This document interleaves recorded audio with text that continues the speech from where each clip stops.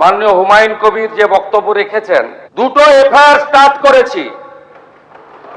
Rejinagar PS case number 219 226, incident number 2 তেও আমরা শক্তিপুর পিএসএ 176/226 আরেকটা কেস ইস্যু করেছি।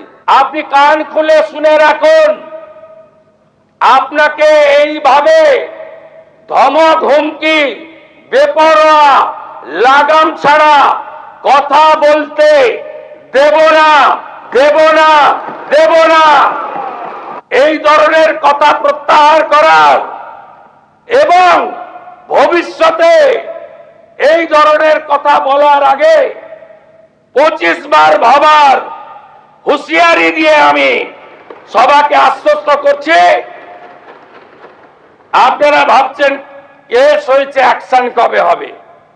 যারা ওকে ডেকেছিল এই সভাতে তাদেরকে আগে তুলব, তারপরে আপনার কাছে যাব। যা করার করব, আমি আশ্বস্ত করছি আপনাদের। আপনি ধরে রাখুন, এটা ওর শেষ বক্তব্য, ধরে রাখতে পারেন। এই সরকার আইনের শাসন প্রতিষ্ঠা করবে, গুন্ডাদের শাসন সমাপ্ত করবে, নিশ্চিন্ত থাকুন। আপনারা শুনলেন, একেবারে নাম করে যেভাবে হুঁশিয়ারি দিলেন মুখ্যমন্ত্রী শুভেন্দু অধিকারী হুমায়ুন কবিরকে। তিনি বলছেন এই সরকার আইনের শাসন সুপ্রতিষ্ঠিত করবে এবং ধরে রাখুন এটাই হুমায়ুন কবিরের শেষ বক্তব্য। তিনি বললেন ভবিষ্যতে যেন হুমায়ুন কবির এই ধরনের বক্তব্য করার আগে 25 বার ভাবেন। কিন্তু কোন বক্তব্যের প্রেক্ষিতে আজ মুখ্যমন্ত্রী শুভেন্দু অধিকারীর এই হুঁশিয়ারি? হুমায়ুন কবির তিনি এর আগে কি বলেছিলেন দেখুন। আমি যেদিন ময়দানে মুসলমানদের নিয়ে নেমে যাব না, সেদিন এমন সাটা বাঁধা মাছ শুরু করব যে আপনাদের পতাকা বহন করার লোক থাকবে না। ভরতপুরে অনামিকা ঘোষ সে ভোটে হেরেও সেখানে গিয়ে মনে করছে আমি এমএলএ।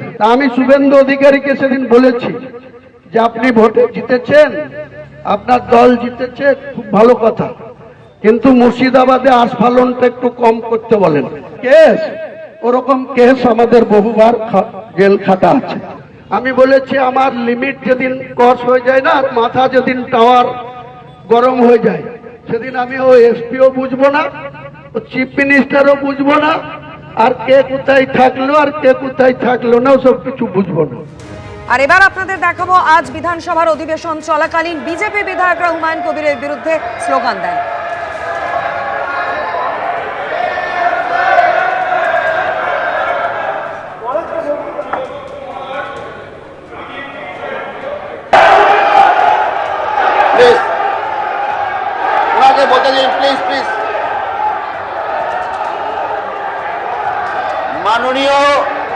মাননীয় পরিষদীয় দলের মন্ত্রী শঙ্কর ঘোষ এবার তার বক্তব্য রাখবেন এই বিষয়ে।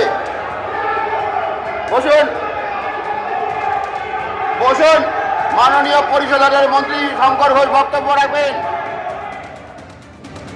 এই বিষয় নিয়ে আরো বিস্তারিত জানতে সরাসরি কথা বলে নেব। আমাদের সঙ্গে রয়েছেন প্রতিনিধি কৃষ্ণেন্দু অধিকারী।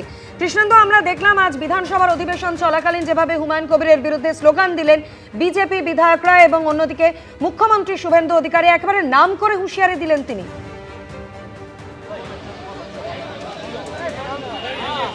দেখো, আজকে অধিবেশন যখন 11টার সময় শুরু হয়, যখন বিল পাস হওয়ার কথা এবং সে বিষয়ে আলোচনা হওয়ার কথা, ওবিসি রিজার্ভেশন বিল, সেই বিল পেশ হওয়ার আগেই আজকের বিজেপির বিধায়করা তারা হই হট্টগোল শুরু করেন। অনেকে কাগজ নিয়ে অধিবেশন কক্ষের ভেতরে গো ব্যাক হুমায়ুন কবির এই স্লোগান দিতে শুরু করেন। বিজেপি বিধায়কদের তরফ থেকে ব্যাপক স্লোগান শাউটিং শুরু হয় এবং যে সময় এই কাণ্ড বিধানসভার অধিবেশন কক্ষে ঘটছে সেই সময় হুমায়ুন কবির নিজে বিধানসভার অধিবেশন কক্ষে উপস্থিত রয়েছেন। এবং তারপর শঙ্কর ঘোষ, রাজ্যের পরিষদীয় মন্ত্রী, তিনি জানান যে মুখ্যমন্ত্রী কিছুক্ষণের মধ্যে এসে এ বিষয়ে বিবৃতি দেবেন। তারপর মুখ্যমন্ত্রী এসে কড়া ভাষায় হুমায়ুন কবিরকে আজকে আক্রমণ করেন এবং তিনি জানান যে তাকে সবক শেখানোর সময় এসছে, এনাফ ইজ এনাফ। এবং দুটো এফআইআর, মুখ্যমন্ত্রী জানান দুটো এফআইআর হুমায়ুন কবিরের বিরুদ্ধে লাগু করা হয়েছে। হুমায়ুন কবির দুটো জায়গায় মুখ্যমন্ত্রী সম্পর্কে কুরুচিকর মন্তব্য করেছেন। একটা বিশেষ গোষ্ঠীকে সেই কথা উল্লেখ করে তিনি আক্রমণের হুঁশিয়ারি দিয়েছেন। দুটো জায়গায় সেই যে বক্তব্য হুমায়ুন কবির পেশ করেছিলেন তাকে উদ্ধৃত করে মুখ্যমন্ত্রী যা বক্তব্য পেশ করেন তাতে বোঝা যাচ্ছে আগামী দিনে বিপাকে পড়তে চলেছেন আম উন্নয়ন পার্টির যিনি চেয়ারম্যান হুমায়ুন কবির। দুটো বিধানসভা কেন্দ্র থেকে জিতেছিলেন, একটা কেন্দ্রে তিনি রিজাইন করেছেন এবং একটি কেন্দ্রের বিধায়ক তিনি এখনও আছেন। সেই হুমায়ুন কবিরের বিরুদ্ধে পুলিশ যে কড়া ব্যবস্থা নিতে চলেছে আজকে মুখ্যমন্ত্রী সেটা আজকে স্পষ্ট করে দিয়েছেন। মুখ্যমন্ত্রী আজকে কড়া ভাষায় যখন এই বিষয়ে বক্তব্য রাখছিলেন অধিবেশন কক্ষে, তখন হুমায়ুন কবির অধিবেশন কক্ষ থেকে বেরিয়ে যান, তিনি ছিলেন না।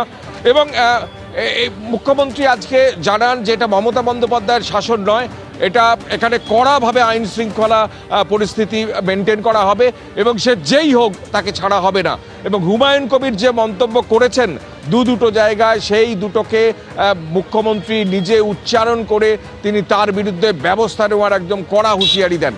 এবং ইতিমধ্যেই তিনি জানান দুটো এফআইআর রয়েছে এবং সেই এফআইআরের পুলিশ তদন্ত শুরু করেছে এবং যে এলাকায় হুমায়ুন কবির গিয়েছিলেন সেই এলাকার লোকজনদের আগে তোলা হবে, অর্থাৎ অ্যারেস্ট করা হবে, তারপর হুমায়ুন কবিরকে দেখা হবে।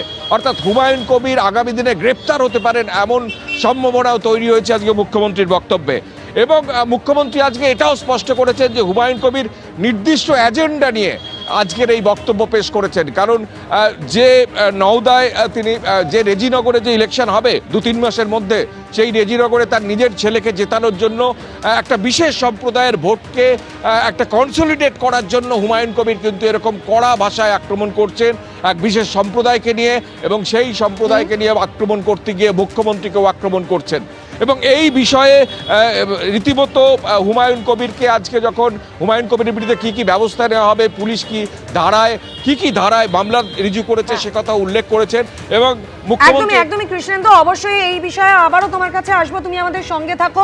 এবিপি আনন্দ, এগিয়ে থাকে, এগিয়ে রাখে।